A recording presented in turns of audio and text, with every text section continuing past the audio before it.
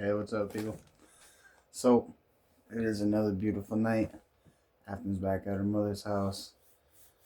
Band practice got canceled. So, here I am. I'm about to go over another movie, and this is the first movie that I've done my nostalgic watch for that actually made me sad that I don't watch movies a lot of times because for a long time I've been trying to remember this movie for a long, long time.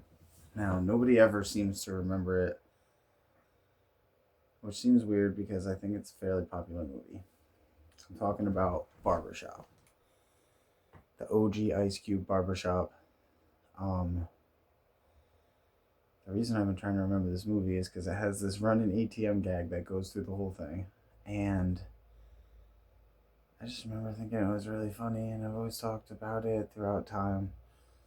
You know, people like, I don't even remember this movie with this ATM thing where these dudes were. I'm not even gonna get into it, spoiler alert it, just in case one of you kids or something haven't watched it. But no one ever remembers what I'm talking about. No one ever knows what I'm talking about. I start describing the ATM scene, which I'm fairly accurate in my memory of because I just saw it, and no one ever knows what I'm saying. They're always like, I don't think I ever seen that movie, bro. Well, they're probably not as ugly looking as that. Sorry, people. You don't look like this, like, or whatever I just did. You're all better looking than that. But right away, it made me a little bit sad that I don't watch movies a lot of times because otherwise I would have known what it was, and throughout life I would have been like, Barbershop, dummies.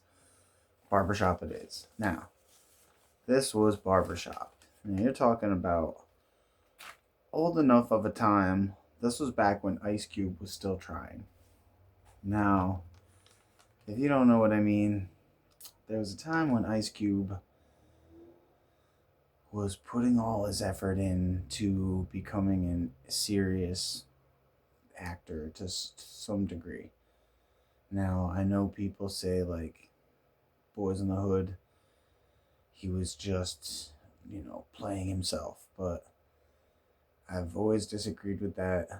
Ice Cube's character in that movie was not nearly as intelligent as Ice Cube himself is. Now, make no mistake about that. You can think whatever you want about Ice Cube. Ice-T is a better actor. Vanilla Ice is a better actor. But he could rap both of those dudes underneath 1,000 tables. There is no chance.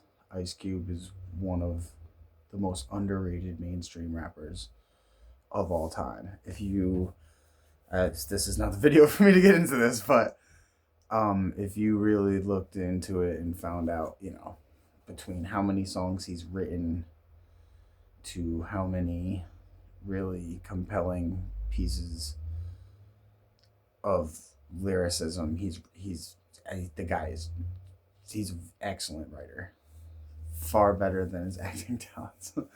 Or not even, because his acting talents, like I said at first, comes from a time when he was still trying, and his character is very different from his character in Boys in the Hood, or from his character in Friday, or from his character in any of his other movies, honestly.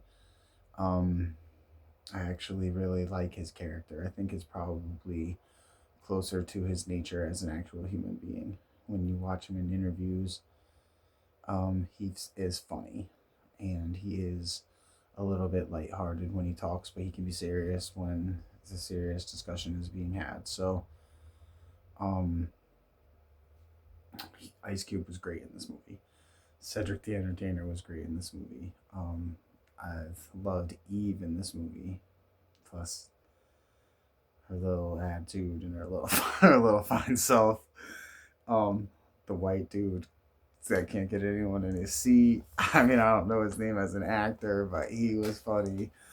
I think it was another Cedric role, or maybe the dude who was like, Pakistan, Yakistan, you Pakistan, I don't care where you from. Like, this stuff is just like, it was crazy, There was moments where the movie really did get unbelievable, like when a fine ass woman walks into a barbershop full of black dudes and they all get quiet. You're like, That never happens. I've hung out with plenty of black dudes. They don't get quiet when women walk by.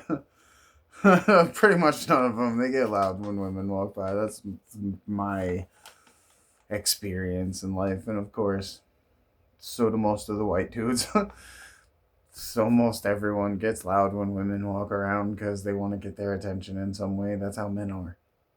So when there's a group of dudes and this hot ass woman walks in and they're all just like totally like flabbergasted and no one can say anything, that's weird and I don't really believe it. So um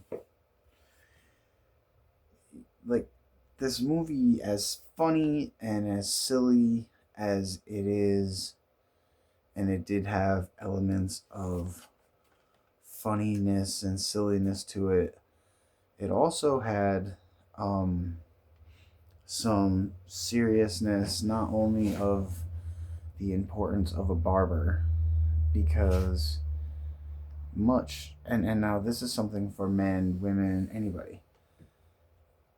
Your hairdresser, your person who, I mean, I don't gotta worry about it at this point, but there was a time in my life when I had a hair, you know what I mean? Seemingly unbelievably. Once mine started to go, I just shaped it. So I don't know what it is other people do. Luckily, my head was decent shaped enough that I could get away with it.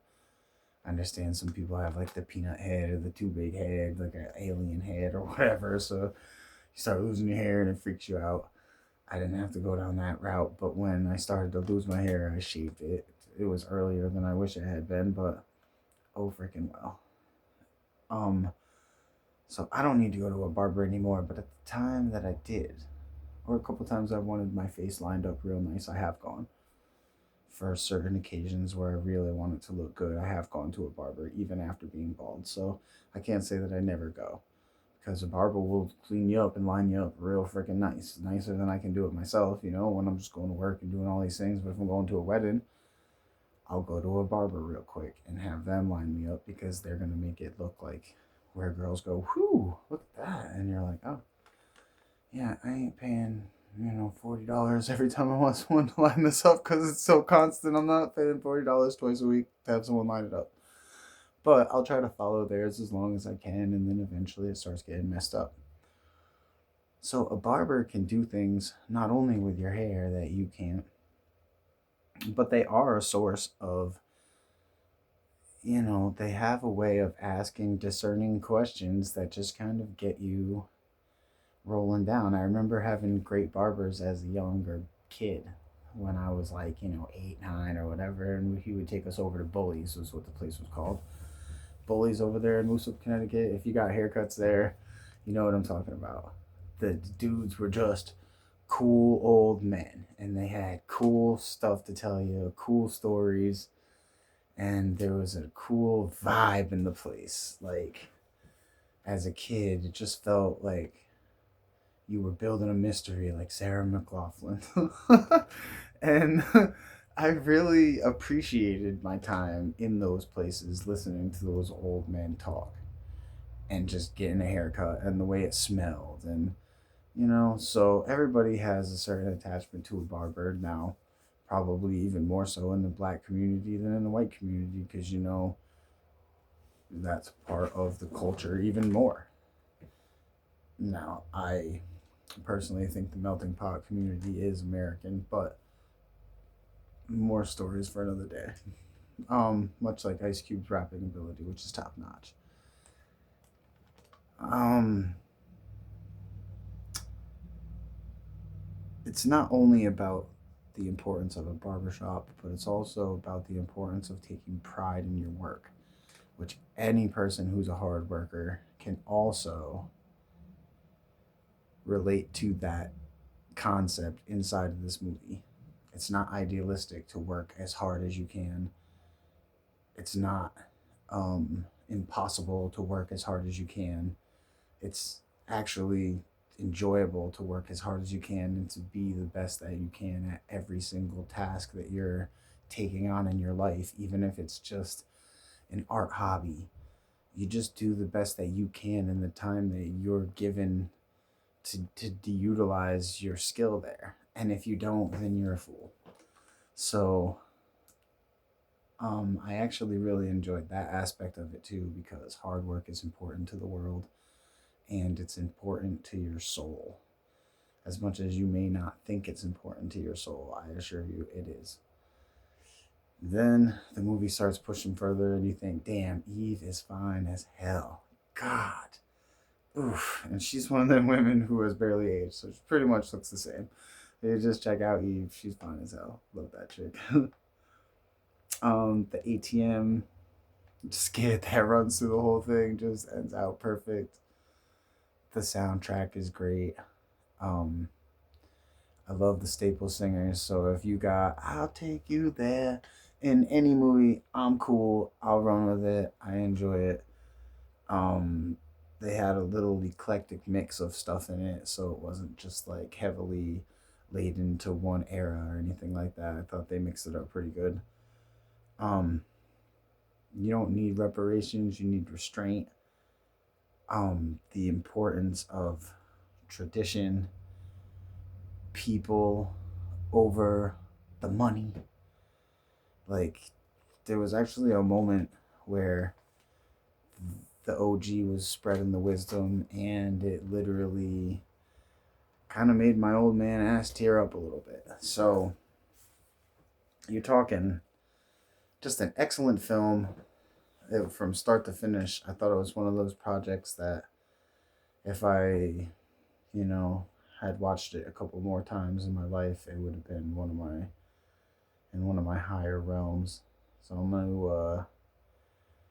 gonna look at Barbershop. I can't think of anything they really could have done too much better with this movie, honestly. So I'll give it a 9.5. And if you want to go back and watch a cool ass flick that gives you an OG feel from back in the day, the first Ice Cube movie that I think I saw after Friday. Yeah, because I mean, Boys in the Hood was older, and then he had Friday, and then I don't know. I could be wrong. I'll have to go look up his movie. I'm always babbling about something stupid. I apologize. Barbershop 9.5. Watch it. Not so much with your kids.